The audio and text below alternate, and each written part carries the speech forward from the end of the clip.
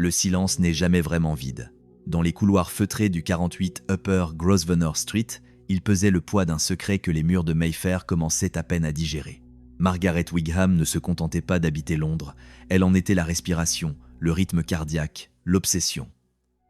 Regardez bien ce collier de perles à 3 rangs qui ne quitte jamais son cou. Ce n'est pas un bijou. C'est une armure. C'est le témoin silencieux d'une ascension fulgurante et d'une chute dont le bruit résonne encore dans les archives de la trahison. Avant de comprendre comment cette icône a fini par consumer sa propre légende, il faut remonter à l'instant où le monde entier s'est arrêté pour la regarder passer. Margaret était la proie et la prédatrice.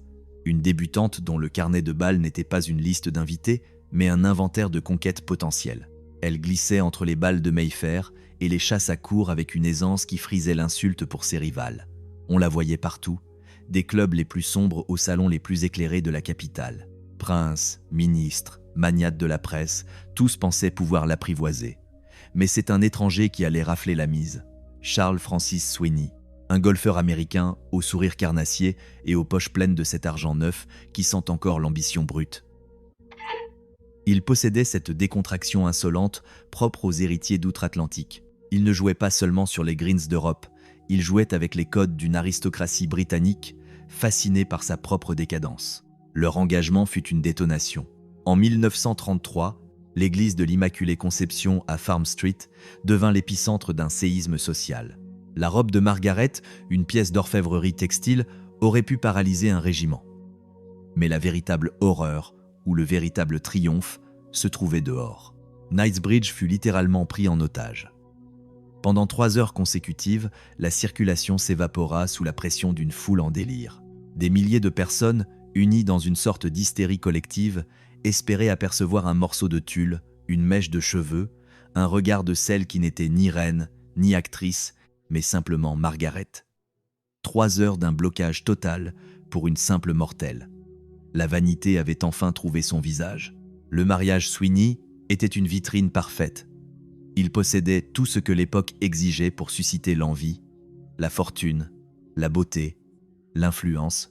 Leurs dîners étaient des rituels de pouvoir où se pressaient ceux qui décidaient du sort de l'Empire. Pourtant, derrière le vernis craquelé de cette élégance de façade, Margaret menait une guerre qu'aucune gazette mondaine n'osait rapporter. La tragédie des corps meurtris. 8 fausses couches.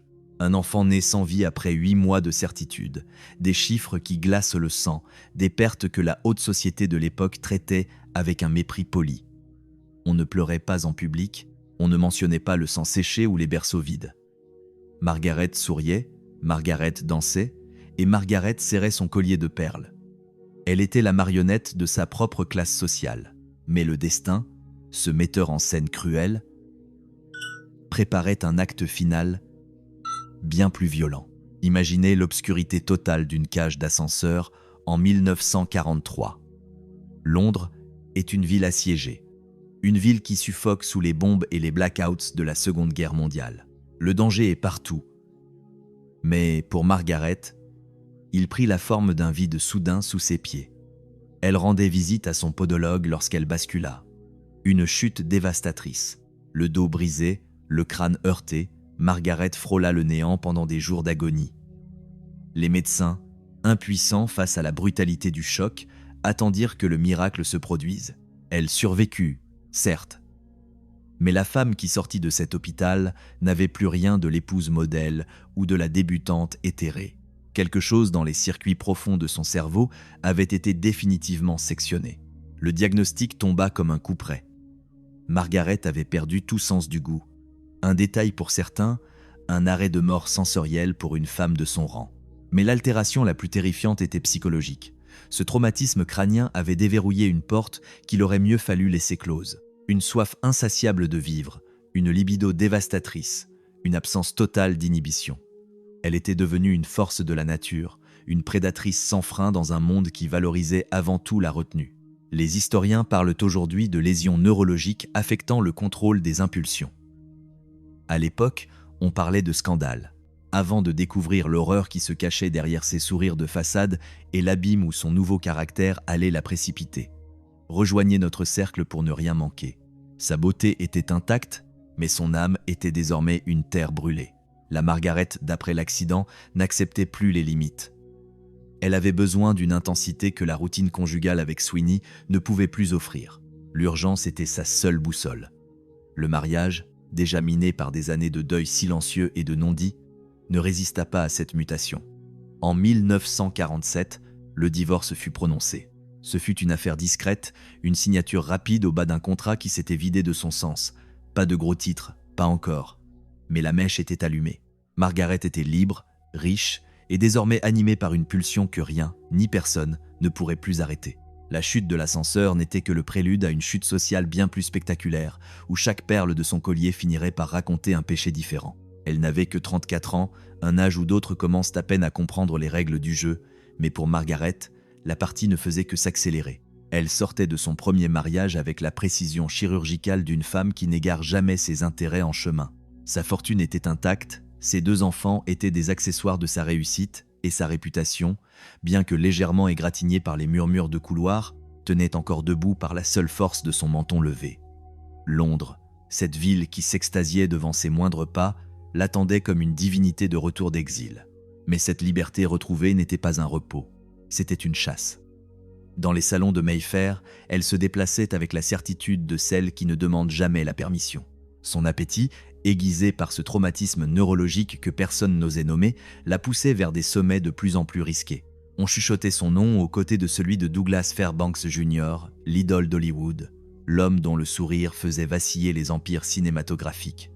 Margaret ne confirmait rien. Elle se contentait d'irradier cette assurance magnétique, laissant la presse s'étouffer de curiosité. Elle était une énigme emballée dans de la soie, une force de la nature qui commençait pourtant à inquiéter ceux qui voyaient, derrière l'élégance, une urgence que rien ne semblait pouvoir étancher. L'année 1950 marqua la fin de l'insouciance. La Grande-Bretagne pansait encore ses plaies de guerre. Les cités se reconstruisaient dans la brique rouge et la sueur, et une austérité nouvelle pesait sur les épaules du royaume. C'est dans ce décor de grisaille et de reconstruction que Margaret Wigham décida de jouer sa carte la plus ambitieuse. Elle allait devenir duchesse. L'élu était Ian Douglas Campbell, 10e duc d'Argyll, chef de l'un des clans les plus redoutables et les plus anciens d'Écosse. Un homme dont le nom pesait des siècles d'histoire sanglante, propriétaire du château d'Inverarray, une forteresse de pierre sombre dressée contre le ciel des Highlands comme un défi lancé au temps. Mais sous le titre ronflant et le prestige des ancêtres, le duc n'était qu'un homme aux abois. Comme tant d'aristocrates de l'après-guerre, il possédait des domaines immenses qu'il ne pouvait plus chauffer et des titres de noblesse que les impôts dévoraient chaque jour un peu plus. Ian Campbell était un homme ruiné, hanté par les factures, et le déclin inévitable de son lignage. Le mariage, célébré le 22 mars 1951, ressemblait à un pacte faustien. Elle apportait l'or du coton de son père, il offrait le sang bleu des Highlands. La petite fille de Glasgow montait sur le trône de l'aristocratie écossaise. C'était le scénario parfait, une ascension que même les romanciers les plus audacieux n'auraient osé tracer. Cependant, les fondations de cette union étaient empoisonnées dès le premier jour. Ian Campbell n'était pas seulement un homme difficile, c'était un prédateur blessé, un manipulateur au tempérament instable.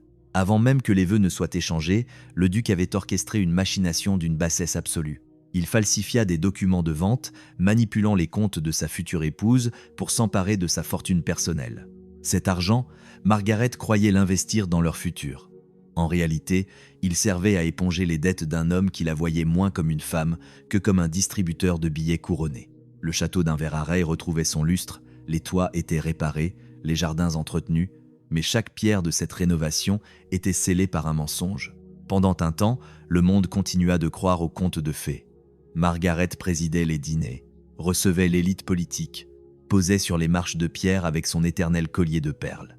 Elle était la duchesse d'Argyll, l'icône de la résilience aristocratique. Mais derrière les portes closes d'Inverarray, le silence était devenu une menace. Les chambres privées du château n'étaient plus le théâtre de l'amour, mais celui d'une guerre froide où le ressentiment du duc et l'insatisfaction chronique de Margaret créaient un mélange hautement inflammable. Le vernis craquait, et dans l'ombre des couloirs écossais, le duc commençait à accumuler des preuves, des secrets, des fragments de vie que Margaret pensait avoir enfouis pour toujours. Le piège était en place, et la chute promise allait être bien plus brutale que celle de l'ascenseur de Mayfair. Ian Campbell n'était pas un mari, c'était un geôlier à l'âme pétrifiée par le ressentiment. L'alcool avait fini par transformer son sang en un fiel amer, une rancœur liquide qui explosait en accès de rage incontrôlé sitôt qu'une bouteille de whisky était entamée. Dans les couloirs glacés d'Inverarey, l'air devenait irrespirable dès qu'il entrait dans une pièce. Il ne parlait plus.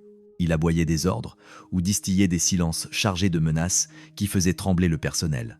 Pour Margaret, habituée depuis son enfance à la lumière des projecteurs et aux murmures admiratifs des salons de Mayfair, cette cohabitation était une érosion lente de son identité. Elle, qui avait bâti son existence sur l'image d'une perfection de papier glacé, se retrouvait confrontée à la laideur brute d'un homme qui la détestait autant qu'il avait besoin de son argent. La noblesse du titre ne parvenait plus à masquer la déchéance morale du duc. La fuite était sa seule issue. Margaret commença à déserter les terres pluvieuses et hostiles d'Écosse pour se réfugier dans le cocon protecteur de sa demeure du 48 Upper Grosvenor Street. Mayfair était son véritable royaume, un terrain de jeu où les lois d'Ian Campbell n'avaient pas cours. Elle y passait des saisons de plus en plus longues, justifiant ses absences par une liste interminable de galas de charité et de réunions mondaines qui n'étaient, en réalité, que des paravents pour sa soif d'adrénaline et de liberté. Là, bas, loin du regard sombre et inquisiteur du duc, elle redevenait la reine incontestée. Elle recevait l'élite, elle brillait sous les lustres de cristal, elle s'étourdissait dans une intensité que la vie sauvage des Highlands ne pourrait jamais lui offrir. Elle se croyait hors de portée, protégée par l'agitation de la capitale et par ce triple rang de perles qui ne quittait jamais son cou. C'était son armure, sa signature, le rappel constant qu'elle était une institution à elle seule. Elle ignorait que, dans l'ombre, le piège était déjà en train de se refermer. Ian Campbell n'était pas homme à se laisser bafouer sans préparer une vengeance méthodique. Quand le doute commença à ronger son esprit, il se mua en un prédateur froid, transformant le domaine conjugal en une station d'espionnage digne des services secrets. Il ne recula devant aucune bassesse. Il fit installer des microphones dissimulés dans la voiture de Margaret pour capturer ses moindres confidences, ses rires, ses aveux d'insouciance. Il viola l'intimité de ses appartements, fouillant ses tiroirs avec une précision de cambrioleur, retournant ses lettres parfumées et ses journaux intimes à la recherche d'une faille. Les employés de maison, ces ombres silencieuses qui connaissaient les moindres secrets de la duchesse, furent interrogés, soudoyés ou menacés jusqu'à ce qu'ils acceptent de trahir leur maîtresse. Le duc accumulait les preuves comme un général prépare un massacre. Chaque enregistrement, chaque indiscrétion volée devenait une arme prête à être dégainée le moment venu pour anéantir celle qu'il considérait désormais comme son ennemi juré. À la fin des années 50, le vernis craqua définitivement. Ce qui n'était jusqu'alors qu'un secret de polichinelle dans les clubs privés devint une déclaration de guerre totale. Les époux Argyll ne divorçaient pas. Ils s'entredéchiraient pour le plaisir d'un public avide de scandales. Ce qui débuta dans le feutré des cabinets d'avocats se transforma en une boucherie judiciaire d'une violence inouïe. Margaret, acculée et blessée dans son orgueil, décida de frapper là où le sang coulait le plus rouge, la légitimité même du clan Campbell. Elle produisit des documents visant à prouver que les enfants du duc, issus de son précédent lit, n'étaient pas ses descendants biologiques. C'était une attaque sacrilège. Toucher à la pureté du lignage, c'était vouloir rayer Ian Campbell de l'histoire et souiller des siècles d'honneur aristocratique. Elle ne voulait pas seulement sa liberté, elle voulait l'effacement total de l'homme qui l'avait humilié. La riposte du duc fut à la mesure de l'affront. Fort d'une ordonnance judiciaire qu'il avait obtenue dans le plus grand secret, il fit bannir Margaret du château d'Inverarey. Du jour au lendemain, celle qui avait injecté sa fortune personnelle pour restaurer les murs de pierre et redonner vie au domaine, se voyait interdire l'accès à son propre foyer. C'était une humiliation calculée, mise en scène pour que tout le voisinage sache que la duchesse était désormais une intruse. Margaret se retrouvait à la porte, ses bagages jetés métaphoriquement dans la boue des Highlands. Mais alors qu'elle organisait sa défense depuis Londres, elle ne se doutait pas que le duc détenait un secret bien plus dévastateur qu'une simple expulsion.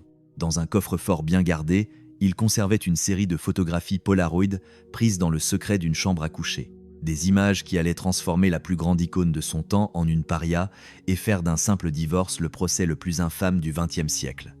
Le sang bleu allait bientôt se mêler à la boue des tabloïds. La duchesse d'Argyll venait de découvrir que la pierre des Highlands était bien plus dure que son propre orgueil. En un battement de cils, par la grâce d'une signature au bas d'un parchemin judiciaire, Margaret Wigham était devenue une intruse dans sa propre demeure. Elle n'était plus la maîtresse souveraine d'un Veraray.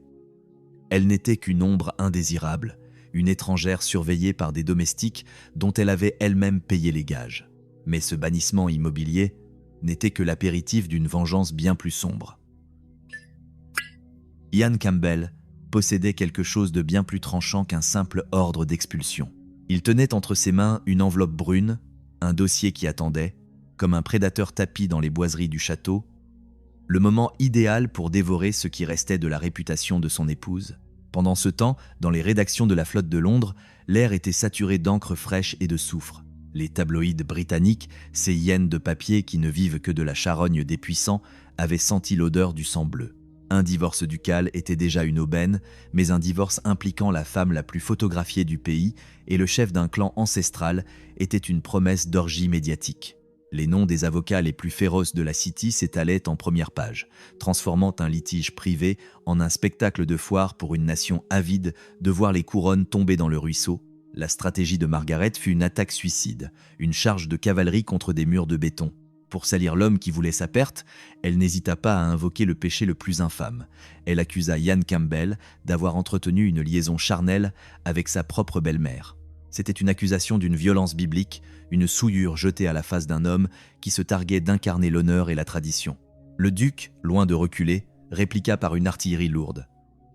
Il produisit une liste, une litanie de noms, une comptabilité de l'adultère qui s'allongeait au fur et à mesure que ses détectives privés fouillaient les draps de Mayfair. Et c'est au milieu de cette accumulation de détritus moraux que l'enveloppe fatidique fut enfin ouverte. À l'intérieur se trouvait le miracle de la technologie moderne transformée en arme de destruction massive. Des photographies Polaroid.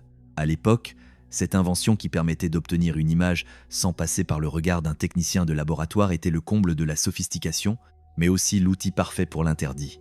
Le duc les avait dénichés lors d'une de ses perquisitions clandestines, forçant un secrétaire verrouillé dans la demeure londonienne de Margaret, au 48 Upper Grosvenor Street. Imaginez cet homme, seul dans la pénombre d'un salon désert, violant l'intimité de celle qu'il avait autrefois épousée avec la froideur d'un agent de renseignement. Ce qu'il y découvrit allait non seulement sceller le sort du procès, mais aussi graver une cicatrice indélébile dans l'inconscient collectif du Royaume-Uni. Sur les clichés, une femme apparaissait dans la nudité la plus crue. Elle ne portait qu'un seul ornement, son éternel collier de perles à 3 rangs. Ce bijou, ce témoin silencieux de toutes ses apparitions mondaines, devenait soudain la signature irréfutable de sa débauche. Personne ne pouvait en douter. C'était bien Margaret. Mais l'homme qui l'accompagnait dans ses ébats restait une énigme anatomique. Sa tête était systématiquement hors du cadre. Dans les positions les plus compromettantes, son visage demeurait un vide absolu, une absence qui allait alimenter les fantasmes les plus délirants de la capitale. Qui était cet amant sans visage? Un ministre du cabinet? Un acteur de renom? Un membre de la famille royale? Le Man Without a Head était né, et avec lui, le mystère le plus brûlant du XXe siècle. Lorsque le duc présenta ces images comme pièces à conviction, l'explosion fut sismique. La presse ne pouvait légalement pas reproduire les photos, mais elle pouvait peindre le scandale avec des adjectifs sanglants. En quelques heures, Margaret Wigham, l'icône de l'élégance, fut rebaptisée d'un sobriquet qui allait la poursuivre comme une ombre jusqu'à la tombe, la Dirty Duchess, la duchesse sale. 2 mots qui agissaient comme une guillotine sociale.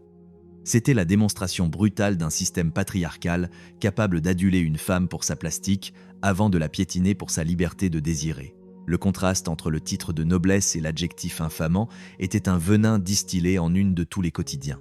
Margaret, retranchée derrière son orgueil immense, refusa de plier. Elle portait toujours ses perles, elle relevait toujours le menton avec cette arrogance glacée qui était sa marque de fabrique, mais les fissures commençaient à se propager sous le phare. Le monde de privilèges et d'admiration qu'elle considérait comme son domaine réservé se transformait en un tribunal géant. Le procès s'ouvrit officiellement en mai 1963 à Édimbourg devant la Court of Session. Sous l'œil impitoyable du juge John Whitley, Lord Whitley, la duchesse s'apprêtait à affronter non pas un homme, mais une société entière qui avait décidé que sa chute devait servir d'exemple. Le silence de plomb de la salle d'audience n'était que le prélude au fracas d'un destin qui s'apprêtait à voler en éclats. Ce n'était plus un simple divorce, c'était une autopsie pratiquée à ciel ouvert sur le cadavre d'une certaine idée de la noblesse britannique. Le procès qui s'ouvrit en 1963 à Édimbourg dépassait de loin les subtilités techniques du droit matrimonial pour devenir une arène où se jouait le destin d'une icône déchue. Ce que ces audiences révélèrent sur la société du Royaume-Uni au début des années 60 était à la fois fascinant et profondément dérangeant. Ian Campbell, le duc d'Argyll, ne se contenta pas de demander la séparation. Il chercha l'anéantissement social total de sa femme. Pour appuyer ses accusations d'adultère, il ne brandit pas seulement les fameuses photographies Polaroid, il déposa sur le bureau du juge un document qui fit l'effet d'une décharge électrique dans toute la salle d'audience. Une liste de 88 noms. Une liste de 88. Une liste de 88 noms. 88. Ce chiffre n'était pas une simple statistique, c'était une condamnation. Selon le duc et sa meute d'avocats, Margaret avait entretenu des relations extra-conjugales avec chacun de ces hommes durant leur union. La liste était un véritable Gotha du pouvoir et de l'influence. On y trouvait des ministres, des pairs du royaume, des magnats de l'industrie, des figures de proue de la vie publique dont le seul nom faisait trembler les rédactions de Fleet Street. Certains noms étaient écrits en toutes lettres, d'autres n'étaient que des initiales cryptiques, mais le volume même de cette liste acquit une vie propre, alimentant une paranoïa collective dans les clubs de gentlemen de Londres. On se demandait qui serait le prochain à être jeté en pâture à l'opinion publique. La défense de Margaret, acculée, tenta une manœuvre désespérée. Son avocat plaida l'illégalité flagrante de la preuve. Il argua que les photographies avaient été dérobées lors d'un cambriolage domestique orchestré par le duc lui-même, violant le sanctuaire de la propriété privée au 48 Upper Grosvenor Street. C'était un argument juridiquement inattaquable dans n'importe quel autre contexte, une ligne de défense qui aurait pu sauver la duchesse du naufrage. Mais le juge Whitley, avec une sévérité qui trahissait un dégoût moral profond pour l'accusé, balaya l'objection. Il décida d'admettre les clichés. À cet instant précis, le cercueil social de Margaret fut scellé. Les preuves restèrent au dossier, les témoignages de domestiques corrompus commencèrent à s'empiler comme du bois de chauffage, et le monde extérieur s'enivra d'une spéculation qui tournait toujours autour de la même question obsédante. Qui était l'homme sans tête ? La théorie la plus brûlante, celle qui circulait sous le manteau dans les couloirs de Westminster, pointait un doigt accusateur vers Duncan Sandys. Il n'était pas n'importe qui, ministre de la Défense en exercice et gendre de l'illustre Winston Churchill. Le raisonnement de l'époque était aussi cynique que révélateur du climat de privilège. En 1963, posséder un appareil Polaroid était un luxe rarissime, presque suspect. Ces objets n'étaient pas encore distribués sur le marché grand public britannique. On murmurait qu'un seul homme pouvait avoir accès aux canaux d'importation protégés du ministère de la Défense pour se procurer une telle technologie avec autant de facilité. C'était une déduction qui, pour beaucoup, tenait lieu de certitude. Le scandale ne menaçait plus seulement une femme libre, il menaçait l'édifice même du gouvernement. Le procès s'étira sur des semaines de supplices médiatiques. Chaque session apportait son lot de révélations sordides, chaque jour voyait un nouveau nom être jeté dans la boue.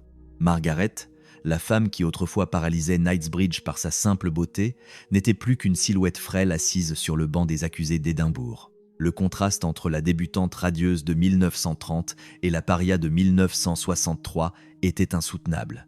Elle n'était plus une duchesse, elle était devenue une cible. Mais le nom de Duncan Sandys n'était pas le seul à hanter les conversations de la haute société. Un autre spectre flottait dans l'air saturé de ressentiment.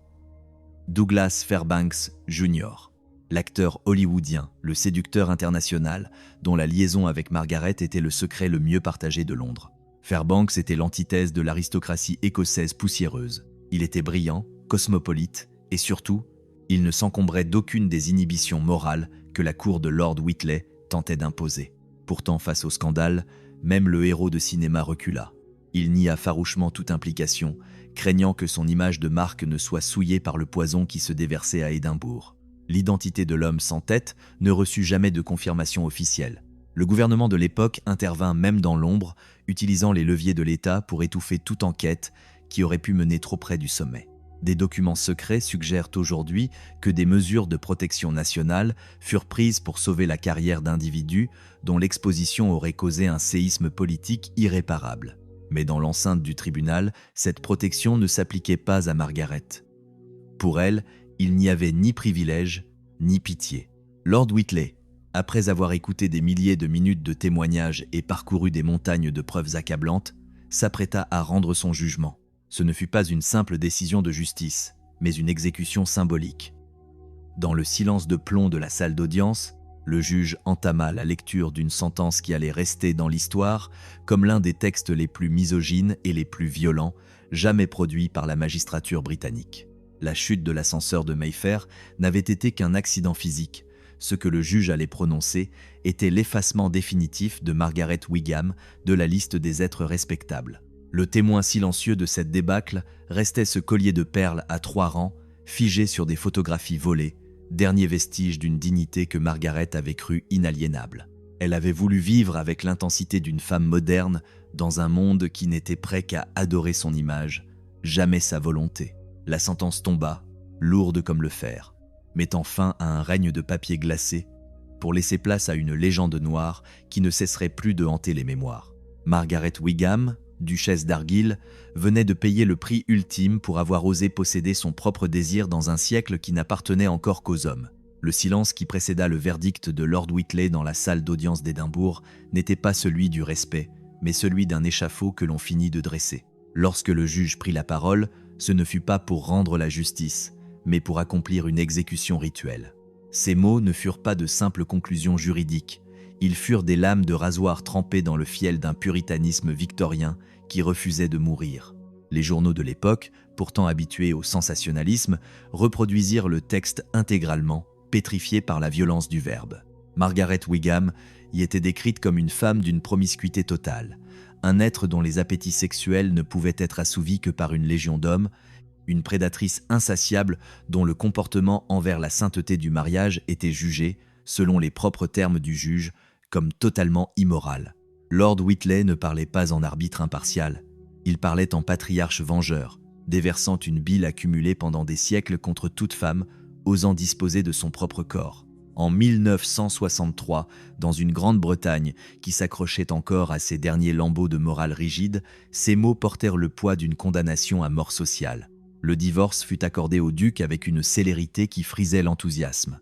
Margaret Campbell, née Wigham, ancienne reine des bals de Mayfair, était dépouillée de tout, son titre, son château d'Inverarray et ce prestige qu'elle avait mis des décennies à bâtir. À 50 ans, elle se retrouvait face au vide, alors que la partie la plus sombre de sa chute ne faisait que commencer. La sentence ne mit pas seulement fin à un mariage empoisonné, elle déclencha une machinerie sociale d'une efficacité terrifiante. Dans l'Angleterre de cette année charnière, être étiqueté publiquement comme une débauchée par la plus haute instance judiciaire équivalait à être rayé du monde des vivants. Les portes de Mayfair et de Belgravia, qui s'ouvraient autrefois avant même qu'elles ne paraissent, se refermèrent avec ce claquement sec et définitif que seules les élites maîtrisent. Les invitations, autrefois quotidiennes, s'évaporèrent. Les amis, ces courtisans qui se comptaient par dizaines, lorsque la fortune et la beauté étaient au rendez-vous, se découvrirent soudain des emplois du temps incompatibles avec sa présence. La lâcheté devint la norme. Les 88 hommes de la fameuse liste, ces figures du pouvoir qui avaient partagé son lit et ses secrets, disparurent dans l'obscurité des couloirs de Westminster ou des clubs de Pall Mall. Terrifiés à l'idée que leur association avec la duchesse sale ne vienne souiller leur propre carrière, ils la laissèrent seule au centre de l'arène. La haute société londonienne, ce microcosme d'une hypocrisie raffinée qui avait été l'oxygène de Margaret, lui tournait le dos avec une cruauté naturelle. Pourtant, Margaret refusait de s'effondrer. Elle était le produit d'une éducation où l'élégance est une forme de résistance, où l'on garde la tête haute même quand le sol se dérobe. Elle continua de paraître à certains événements, drapée dans ses soies et ses fourrures, le triple rang de perles serrées autour du cou comme un dernier rempart de dignité. Mais le regard des autres avait muté. Ce n'était plus de l'admiration. C'était une curiosité morbide, celle que l'on porte aux épaves de luxe après le naufrage. On la détaillait pour y chercher les traces de la déchéance, pour essayer de deviner sous le phare le visage de la femme des photographies Polaroid. L'ironie du sort était d'une brutalité insupportable. Tandis que Margaret était clouée au pilori pour son immoralité, le monde autour d'elle était en train de basculer dans une révolution qu'elle avait, à sa manière, anticipée. Les Beatles envahissaient les ondes, Mary Quant raccourcissait les jupes, et la libéralisation sexuelle commençait à briser les verrous séculaires. Une jeunesse nouvelle émergeait, célébrant exactement cette liberté de désir que Margaret avait payée au prix fort. Elle était devenue une figure anachronique et prématurée. Anachronique par son titre et ses perles qui appartenaient à un ordre mourant, mais prématurée car sa vie privée était le reflet d'une époque qui ne l'avait pas encore autorisée à exister. Elle avait vécu trop tôt, et le système l'avait broyée pour l'exemple. La sortie du tribunal d'Édimbourg ne fut pas seulement un désastre moral, ce fut un séisme financier dont les répliques allaient dévaster ce qui lui restait de fortune. Le duc, dans sa rancœur méticuleuse, avait veillé à ce qu'elle sorte de ce mariage exsangue. Les frais de justice colossaux et la perte de ses appuis économiques commençaient à creuser un trou béant dans ses finances, une érosion silencieuse que son orgueil l'empêchait de crier au monde, mais qui finirait par la rattraper avec la même violence que les mots de Lord Whitley. Ses perles brillaient encore, mais le fil qui les tenait ensemble était sur le point de rompre. Les batailles juridiques qui avaient précédé le divorce n'étaient pas de simples joutes oratoires entre gentilshommes, c'était une hémorragie financière. Chaque recours déposé, chaque contre-plainte minutieusement rédigée par des avocats dont les honoraires sentaient la charogne, agissait comme un coup de poignard dans la fortune de Margaret. Le sang bleu coûte cher, mais le sang de la vengeance est hors de prix. Pendant des années, les ressources de Margaret s'étaient évaporées dans le cuir craquant des cabinets d'avocats de la City et d'Édimbourg. À l'issue de ce carnage, l'arrangement final la laissa dans une position que ses anciens admirateurs n'auraient pu imaginer. Elle était toujours debout, mais ses fondations étaient minées. Le luxe n'était plus une évidence, c'était une stratégie de survie. Pourtant, Margaret Wigham n'était pas femme à se laisser enterrer vivante sous les décombres de son propre scandale. Elle possédait encore son hôtel particulier de Mayfair, ce bastion du 48 Upper Grosvenor Street qui restait son dernier territoire souverain. Elle disposait surtout d'un actif plus précieux que l'or, la capacité de transformer sa propre déchéance en un spectacle permanent. Dans les années qui suivirent, elle devint l'architecte de sa réinvention. Elle écrivit ses mémoires avec une plume trempée dans le mépris poli, accorda des interviews comme on accorde des audiences royales et s'invita sur les plateaux de télévision pour défier le regard du public. Elle maniait son image avec une dextérité de chirurgien, tentant désespérément de recoudre les lambeaux de sa dignité. Même si la tache des photographies Polaroid restait là, incrustée dans la rétine de la nation comme une brûlure indélébile. Elle ne se remaria jamais. Le divorce d'Argyll fut le point final de sa vie sentimentale institutionnalisée. On ne retourne pas 2 fois dans l'arène après avoir été dévoré par les lions. Si sa vie privée continuait de bruisser de liaisons discrètes et de compagnonnage fidèle, l'institution du mariage était devenue pour elle un concept archaïque et dangereux. Les 2 hommes qui avaient partagé son nom lui avaient infligé des blessures qu'une armure de perles ne suffisait plus à protéger. Sweeney l'avait déçue, Campbell l'avait brisée. Elle préférait désormais la solitude des reines déchues à l'obéissance des épouses modèles. Les années 70 arrivèrent avec une ironie cruelle. Le monde changeait, et avec lui, le ton de l'opinion publique. La distance temporelle commençait à opérer une métamorphose subtile dans les esprits. Des écrivains et des commentateurs, nés après la guerre, commençaient à relire le procès de 1963 avec un dégoût nouveau, non pas pour l'accusé, mais pour ses juges. Les questions interdites commençaient enfin à saturer l'air. Pourquoi Margaret avait-elle été la seule à porter le poids du péché? Où étaient les 88 hommes de la liste? Pourquoi Lord Whitley avait-il consacré des pages entières à insulter l'anatomie et les désirs d'une femme, tandis que ses amants, souvent ministres ou pères du royaume, continuaient de mener leur vie de pouvoir sans une seule égratignure? La réponse était un martillazo sur le vernis de la société britannique.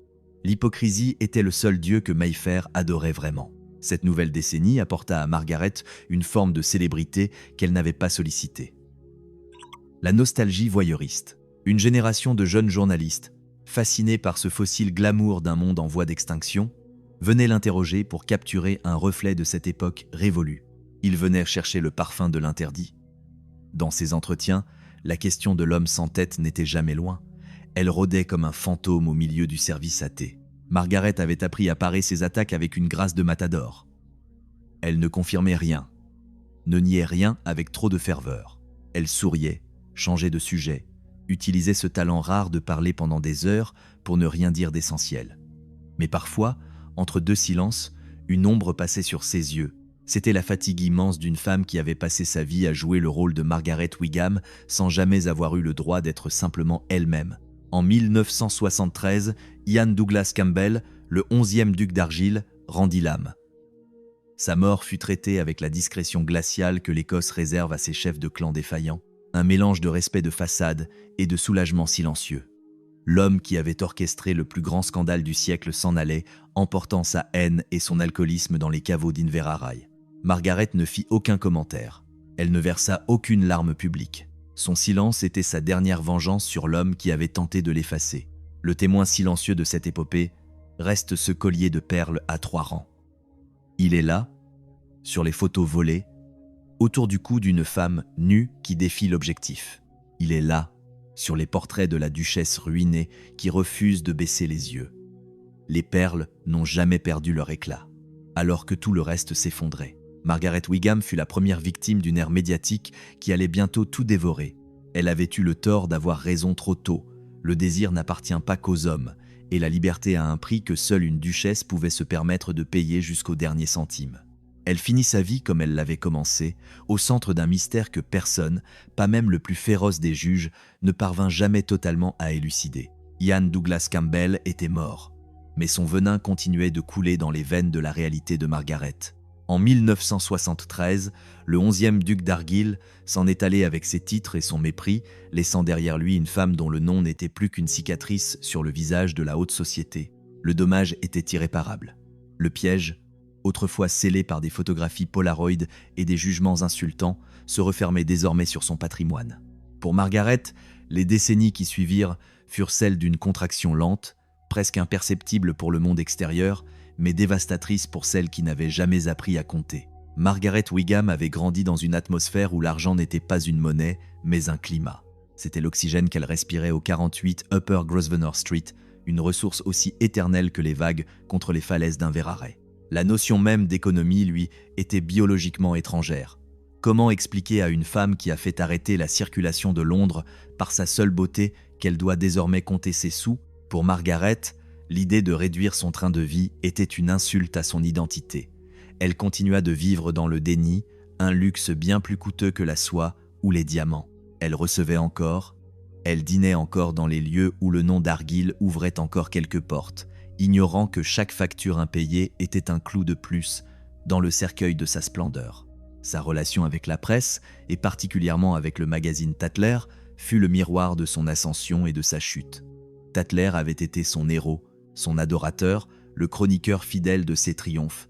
Elle y avait été photographiée des centaines de fois, toujours impeccable, toujours ceinte de son triple rang de perles, symbole d'une assurance que rien ne semblait pouvoir ébranler. Elle y avait même tenu une chronique, distillant son esprit acide et son élégance ironique à une classe sociale qui la dévorait des yeux. Mais la loyauté de Mayfair est une illusion d'optique. À la fin des années 80, le rideau a fini par tomber. La fortune du coton de son père s'était évaporée dans les frais de justice et le maintien d'une façade qui n'abritait plus rien. Sa maison de Mayfair, ce bastion de la perfection, n'était plus qu'un souvenir. Margaret fut forcée de s'installer au Grosvenor House, un hôtel de luxe du centre de Londres. C'était une vie d'exilée de luxe, habitant une chambre qu'elle payait avec les derniers lambeaux de son capital. Pour une femme qui avait régné sur un château et une cour, l'étroitesse de ses murs devait avoir le goût du fer. En 1990, l'impensable se produisit. Le Grosvenor House, fatigué de ses dettes accumulées et de ses promesses sans lendemain, l'expulsa. Margaret avait 77 ans. Imaginez cette femme, autrefois l'idole d'une génération, mise à la rue par des gestionnaires d'hôtels pour des factures de blanchisserie et de services d'étage. C'est ici que le destin joue sa carte la plus ironique.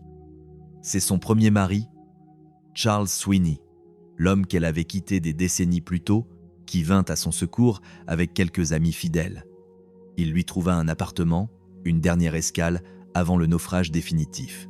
Mais l'indépendance était une robe trop lourde pour elle désormais. Sa santé chancelante et l'impuissance de ses enfants à gérer sa déchéance menèrent à l'étape finale. Son admission dans une maison de retraite à Pimlico, dans le sud de Londres. Un quartier loin des éclats de Mayfair, un lieu où l'on attend la fin en silence. C'est là que le magazine Tatler envoya un photographe pour la dernière fois. Ce ne fut pas une séance de pause pour célébrer une icône, ce fut une autopsie visuelle. L'image qui en résulta fut d'une brutalité sans nom. On y voyait Margaret, assise sur le bord d'un lit étroit, dans une chambre dépouillée de tout ornement. Plus de tapisserie, plus de domestiques en livrée, plus de chandeliers en cristal. Juste une vieille dame dans un environnement clinique. Et pourtant, ceux qui osèrent regarder la photo de près furent frappés par un détail. Sa posture. Elle tenait encore sa tête avec cette hauteur indomptable, ce menton levé qui défiait le juge, le duc et la pauvreté. Même au milieu du néant de Pimlico, elle restait la femme qui avait fait trembler Knightsbridge. Elle mourut peu après, en 1993, emportant avec elle le secret de l'homme sans tête et le souvenir d'un monde qui n'existait plus que dans les archives jaunies des tabloïds. Le témoin silencieux de cette vie fracassée restera à jamais ce collier de perles à 3 rangs. Il avait vu les bals royaux, il avait été le seul vêtement sur une photographie interdite et il avait fini par briller dans la lumière crue d'une chambre d'hospice. Margaret Wigham, duchesse d'Argyll, n'était pas une sainte, mais elle fut la martyre magnifique d'une époque qui aimait les icônes, à condition qu'elle sache mourir avant de devenir gênante. Elle choisit de survivre à sa propre légende, payant chaque seconde de sa liberté par une solitude de cristal. L'objectif du magazine Tatler ne cherchait plus l'éclat des perles, il traquait l'ombre des rides. Pour certains, cette ultime photographie publiée à la fin des années 80 fut un acte d'une cruauté gratuite, une lame de rasoir enfoncée dans la plaie d'une femme qui avait déjà tout sacrifié sur l'autel de la réputation. Pour d'autres, c'était un document d'une honnêteté brutale, un témoignage visuel sur la décomposition de ceux qui bâtissent leur empire sur le sable mouvant de la fortune et de l'approbation mondaine. Mais pour la première fois, devant ce cliché d'une vieillesse dénuée d'artifice, le public ne ressentit plus de l'indignation. Il ressentit de la compassion. On comprenait enfin que l'histoire de Margaret Campbell n'était pas celle d'une débauchée, mais celle d'une femme dont l'époque n'avait jamais su que faire. Elle était trop libre pour les corsets moraux de son temps, trop intelligente pour se contenter des miettes de pouvoir que l'on accordait aux épouses décoratives et trop honnête dans ses désirs pour feindre une innocence de façade. Le scandale des photographies n'avait jamais été une affaire de morale. C'était une démonstration de force, car, dans les salons feutrés et les tribunaux de marbre, la question n'est jamais de savoir ce qui est vrai, mais qui possède le pouvoir de raconter l'histoire. Qui a le droit de définir l'acceptable ? Qui a l'autorité nécessaire pour briser quiconque sort du scénario établi ? Ian Campbell, le 10e duc d'Argyll, s'était avancé vers l'autel avec des intentions que la postérité juge aujourd'hui infâmes. Il avait falsifié des documents, siphonné la fortune de Margaret pour restaurer ses propres domaines et l'avait espionné avec une perversité qui frôlait le criminel. Et pourtant, au terme du jeu de massacre judiciaire, c'est lui qui sortit du tribunal avec le masque de la victime offensée, tandis que Margaret emportait seule le poids de l'opprobre. Cette asymétrie était si flagrante qu'il est encore difficile de concevoir que personne, sous la perruque des juges d'Édimbourg, n'ait eu le courage de dénoncer cette mascarade sexiste. Les dernières années de Margaret dans la résidence de Pimlico furent marquées par le naufrage lent d'un corps qui avait atteint les 80 ans en portant le poids de chaque accident, de chaque perte et de chaque tension accumulée depuis des décennies. Les visites se raréfiaient, les conversations s'étiolaient dans le silence clinique des couloirs. Le monde extérieur ne lui parvenait plus que par fragments, comme des échos d'une fête dont on aurait éteint les lumières depuis longtemps. Pourtant, ceux qui osaient encore franchir le seuil de sa chambre rapportaient y trouver la même Margaret, ironique, directe, sans l'ombre d'un regret. C'était peu, être là le détail le plus insupportable pour ses détracteurs. Ce n'était ni sa chute tragique, ni sa pauvreté cruelle qui frappait, mais son refus catégorique de demander pardon. Elle avait vécu selon ses propres lois et elle n'avait aucune intention de négocier son salut avec ceux qui l'avaient piétinée. Le 25 juillet 1993, Margaret Campbell s'est éteinte dans la pénombre de Pimlico. Elle avait 80 ans. La cause de sa mort fut une chute dans l'enceinte de la résidence. Le destin, doté d'un sens du rythme narratif aussi implacable que celui de ses pires ennemis, bouclait la boucle de la manière la plus cynique qui soit. Sa vie avait basculé 50 ans plus tôt dans la cage d'un ascenseur de Mayfair. Elle s'achevait par une autre chute, comme si la gravité n'avait jamais cessé d'attirer cette étoile filante vers le sol. Les nécrologies qui fleurirent dans la presse le lendemain furent, presque sans exception, des exercices de réduction barbare. Une vie entière d'élégance, d'influence et de présence au cœur des séismes sociaux de son siècle se retrouvait compressée en quelques lignes de contexte, avant de plonger invariablement vers le paragraphe du scandale. Le divorce, les polaroïdes, l'homme sans tête. La liste des 88 noms. On aurait dit que tout ce qu'elle avait été avant 1963 n'était qu'une note de bas de page, une simple introduction au récit de sa déchéance. Elle fut enterrée au cimetière de Brookwood, à Woking, non pas dans les caveaux froids des Campbell en Écosse, mais aux côtés de son premier mari, Charles Sweeney. Ce choix final était une déclaration de guerre par-delà la tombe. En choisissant Sweeney pour l'éternité, l'homme qu'il avait connu dans son splendeur et dont elle avait divorcé alors qu'elle était encore la reine de Londres, elle effaçait Ian Campbell. Elle choisissait l'homme qu'il avait aimé avant la chute, rejetant celui qu'il avait détruite depuis un estrade judiciaire. Margaret ne laissait aucun héritage financier. Elle mourait dans l'indigence, criblée de dettes et sans aucun actif tangible. Mais elle laissait derrière elle quelque chose de bien plus dangereux qu'une fortune. Une histoire que le temps allait se charger de réinterpréter. Les jugements portés par ses contemporains commençaient déjà à paraître injustifiables de cruauté et le processus de réhabilitation avait débuté avant même que son cœur ne cesse de battre. Le témoin silencieux de cette existence de fureur et de soie reste ce collier de perles à 3 rangs. Il a survécu aux flashs des photographes, aux perquisitions du duc, au regard lubrique des juges et à la lumière crue de l'hospice de Pimlico. Margaret Wigham n'a jamais cherché à être une sainte, elle a simplement refusé d'être une victime silencieuse. Elle fut la duchesse qui préféra sa propre vérité à la sécurité d'un mensonge aristocratique. Elle s'en est allée comme elle était venue, le menton levé, laissant derrière elle le parfum d'un monde qui l'avait adoré, puis trahi, mais qui ne parviendrait jamais, malgré tous ses efforts, à l'oublier. L'histoire possède cette patience cruelle de laisser les corps refroidir avant de réécrire leur épitaphe avec une plume plus juste, ou peut être simplement plus lucide. Dans les années qui suivirent de la disparition de Margaret, le vent tourna avec la violence d'une tempête sur les loges écossais. Les débats sur le féminisme et la double morale sexuelle, autrefois relégués aux marges de la société, envahirent le centre de l'arène publique. Ce que le juge Whitley avait qualifié d'immoralité devint, sous l'œil de cette nouvelle ère, le récit d'un lynchage systémique. Margaret Wigham ne fut plus seulement la femme aux perles des photos interdites. Elle devint l'exemple paradigmatique de ce qui arrive lorsqu'une femme refuse de s'agenouiller devant les codes d'un patriarcat qui s'écroule. Le monde commençait enfin à comprendre que le véritable scandale n'était pas dans la chambre à coucher, mais dans la salle d'audience. La révision de sa légende ne fut pas une simple coïncidence, mais un travail d'orfèvre mené par des chercheuses déterminées à exhumer la vérité sous les couches de boue déposées par les tabloïds. Des biographes comme Lindsay Spence consacrèrent des années à fouiller les archives, à interroger les silences et à reconstituer une réalité que les gros titres de 1963 avaient délibérément occultée. Ce qui émergea de ces recherches fut un portrait d'une complexité dévastatrice. On y découvrit les méthodes de prédateurs de Ian Campbell, la falsification de documents de vente pour s'approprier la fortune de sa femme, l'installation de micros cachés jusque dans l'intimité de son automobile, le vol systématique de ses journaux intimes.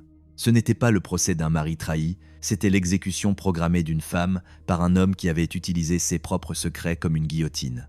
Le mystère de l'homme sans tête, loin de s'éteindre avec les protagonistes, devint une obsession pour les historiens de la culture. Le nom de Duncan Sandys, le gendre de Churchill, continuait de hanter les conversations, comme le fantôme d'un pouvoir qui avait dû sacrifier une femme pour sauver ses ministres.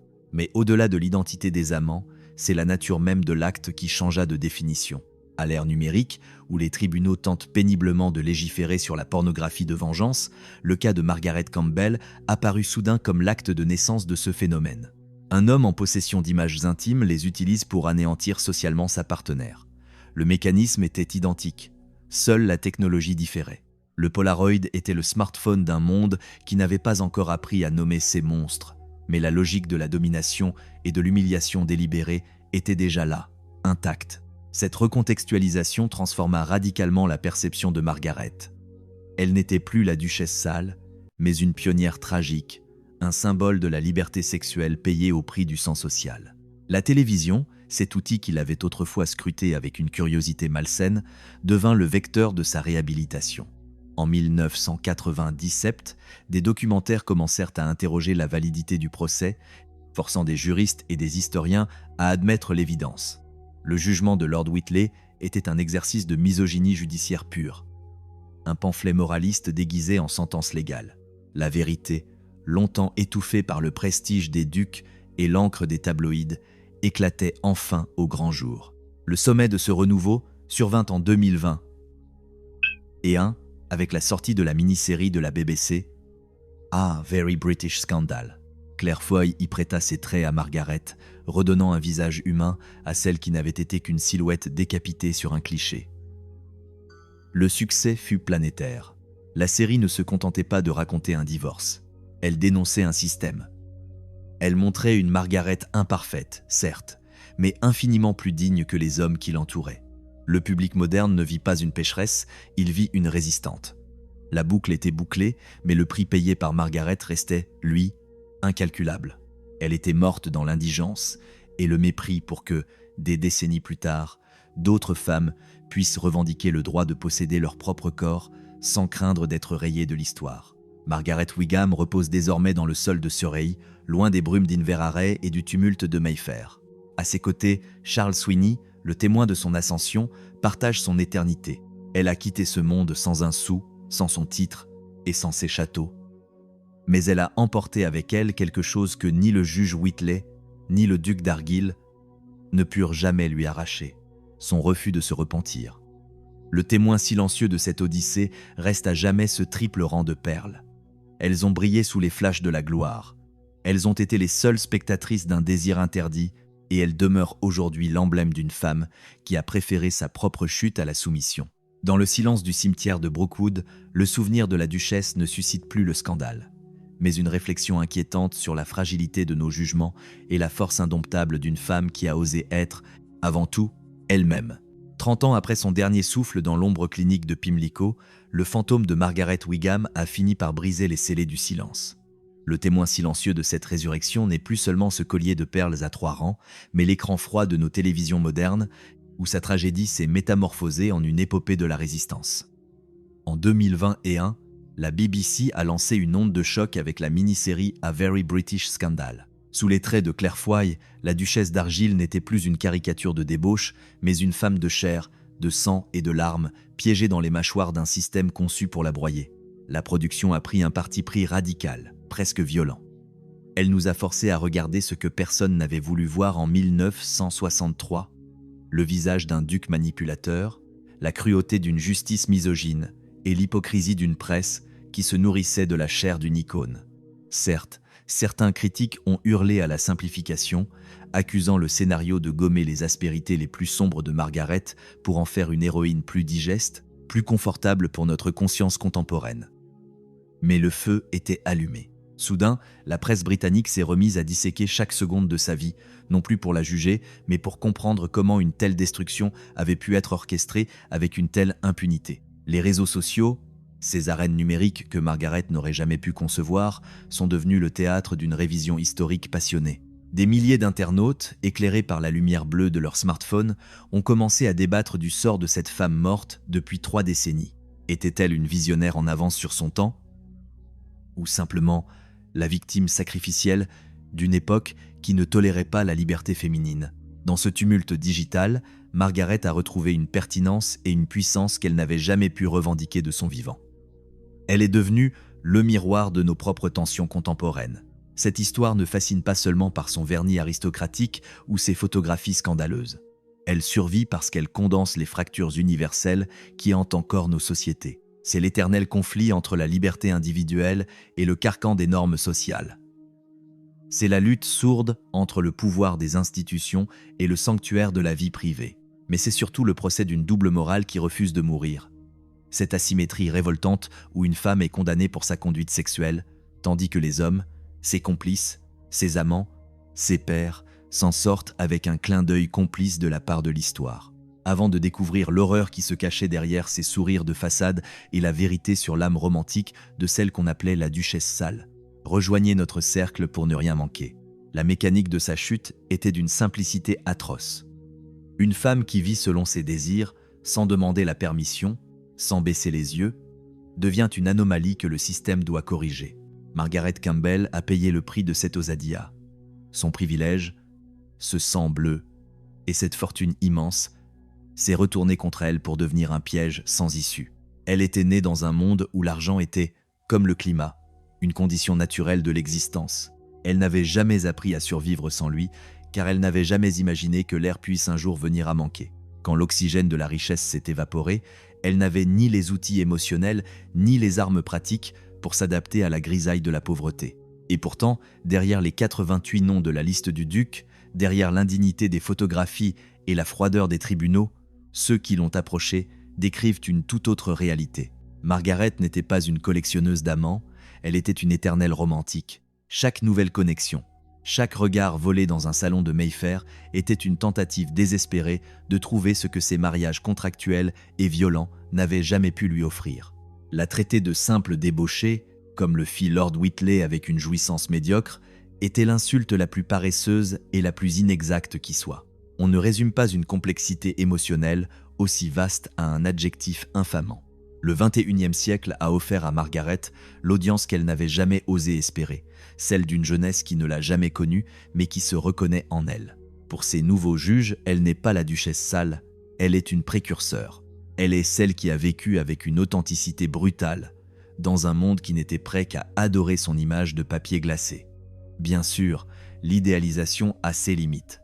Margaret n'était pas une sainte. Ses propres attaques lors du divorce, les accusations cruelles lancées contre des innocents, prouvent qu'elle savait aussi mordre quand elle était acculée.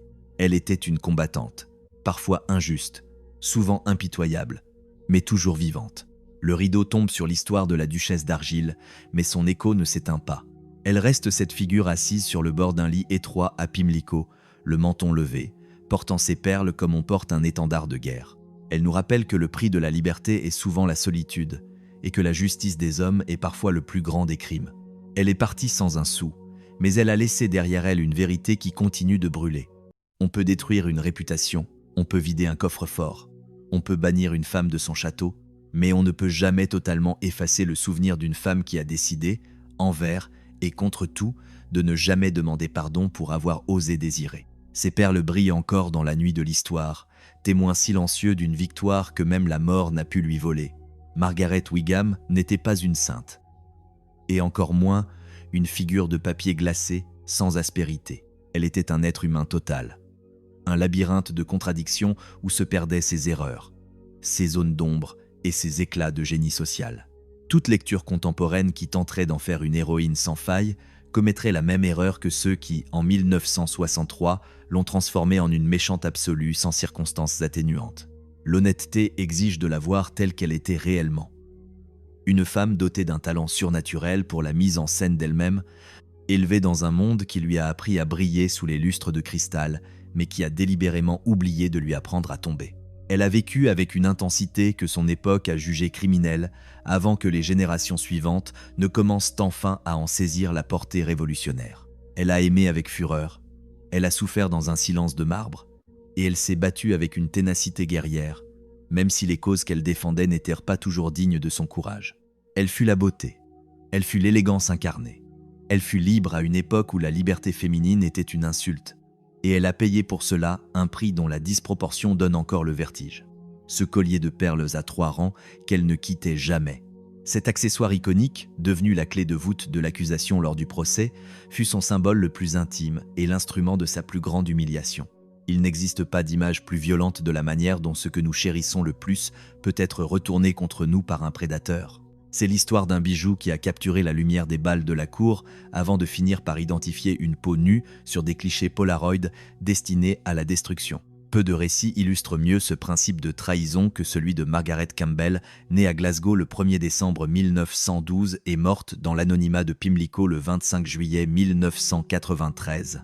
Si cette trajectoire offre une leçon, ce n'est pas une leçon de morale au sens conventionnel du terme. Ce n'est ni un avertissement sur les dangers d'une vie sans entrave, ni une parabole sur l'imprudence de défier les normes. C'est quelque chose de bien plus universel et de bien plus cruel. C'est la démonstration de la fragilité absolue d'une réputation bâtie sur le regard des autres. Margaret a passé des décennies à être le reflet de ce que la haute société exigeait de voir. La débutante parfaite, l'épouse de trophée, la duchesse souveraine. Elle a construit une identité purement performative, un palais de miroirs conçu pour être admiré, applaudi et photographié sous toutes les coutures.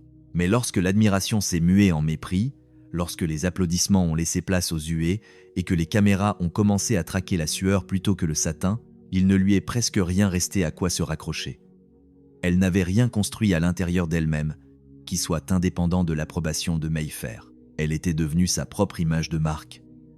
Et quand la marque fut souillée, la femme s'évapora avec elle, avant de découvrir l'horreur qui se cachait derrière ses sourires de façade et la vengeance posthume d'une femme que l'on croyait brisée. Rejoignez notre cercle pour ne rien manquer. Ian Campbell est mort en restant le 11e duc d'Argyll, ses titres intacts et son château d'Inverary dressé fièrement contre le ciel d'Écosse. Margaret, elle, a expiré dans une chambre d'hospice exiguë, sans un sou, sans son titre, et sans le château qu'elle avait elle-même sauvé de la ruine grâce à sa fortune personnelle. Selon les standards du monde qu'ils habitaient, il a gagné la partie. Il a gardé les pierres, elle a gardé l'infamie, mais les standards de ce monde ont été révisés depuis avec une profondeur que ni l'un ni l'autre n'aurait pu anticiper. La série de la BBC qui a réveillé son spectre en 2020 et importait un titre d'une ambiguïté délicieusement venimeuse, A Very British Scandal. Et c'était précisément cela. C'était un scandale britannique par ses acteurs, ses décors de manoir et ses institutions poussiéreuses. Mais c'était surtout un scandale universel, dans son mécanisme le plus sombre, celui d'une société qui sacre ceux qui se soumettent et qui dévore ceux qui osent ne pas le faire. Margaret Campbell fut une multitude de femmes en une seule vie. Une débutante adulée, 2 fois épouse, mère endeuillée, socialite de premier rang et paria de couverture. Mais ce qu'elle est devenue après sa mort est peu être son rôle le plus significatif. Elle est devenue le miroir dans lequel une société tout entière a fini par se regarder, sans aimer le reflet de sa propre hypocrisie qu'elle y découvrait. C'est, en fin de compte, le seul type d'immortalité qu'aucune liste d'invités prestigieux, aucun domaine foncier et aucun collier de perles ne pourra jamais acheter. Le silence des archives a enfin laissé place au cri de l'histoire, et dans ce cri, c'est le nom de Margaret qui résonne, tandis que celui du duc s'efface dans la grisaille des Highlands. Elle n'a jamais demandé pardon. Et c'est peu être pour cela que nous ne pouvons pas l'oublier.